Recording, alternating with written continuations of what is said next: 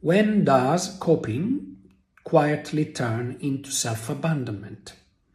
This is this week's question in relation to high-functioning individuals, a concept that I started introducing a couple of weeks ago. If you think about the question, there's two main concepts, coping and self-abandonment. And it is implied that they are connected, but not the same.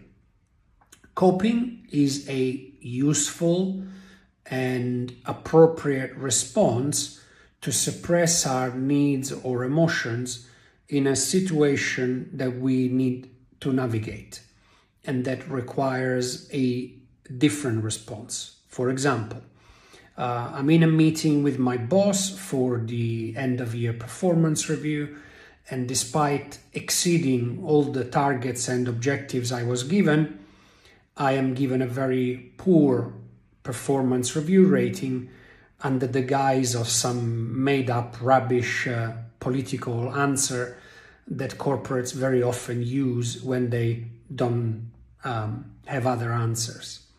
In that moment, I may feel anger or sadness or both, but it may not be the smartest thing to do for me to express them, so I may repress them.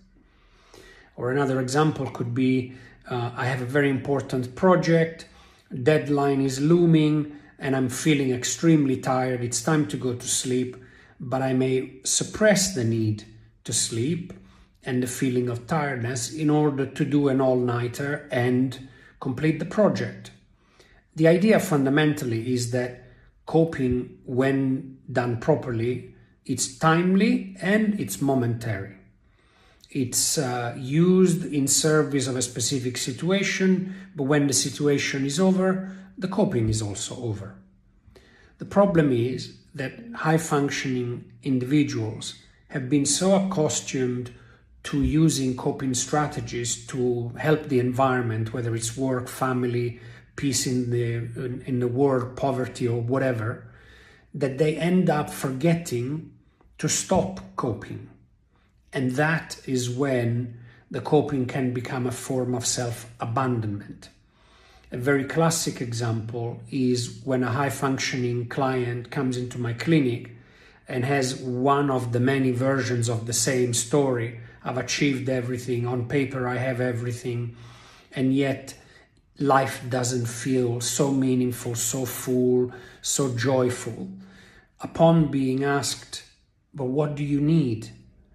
What right now could change this for you? Many times, this type of client would genuinely answer, I don't know. And upon scratching the surface, they may actually find it very difficult to identify what they need or what they're feeling. This is a sign that coping has been used excessively and that has become such a habitual process that the net result has been that of abandoning oneself and effectively becoming disconnected from our own needs, from our own emotions, from our own sensations. So what I want to leave you with this week is thinking about if coping is temporary and self-abandonment is a type of coping strategy that has become somewhat permanent. Where in my life am I still coping with situations that actually should have ended many years ago? What in your life are the situations where you are still coping that in fact should have stopped a long time ago? Till next week.